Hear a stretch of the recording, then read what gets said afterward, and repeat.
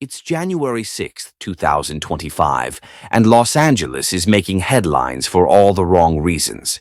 A massive fire has swept across parts of the city, causing devastation and uncertainty.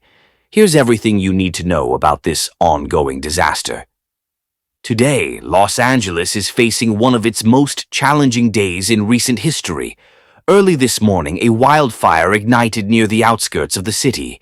Fueled by strong Santa Ana winds, the blaze quickly spread, threatening homes, wildlife, and infrastructure.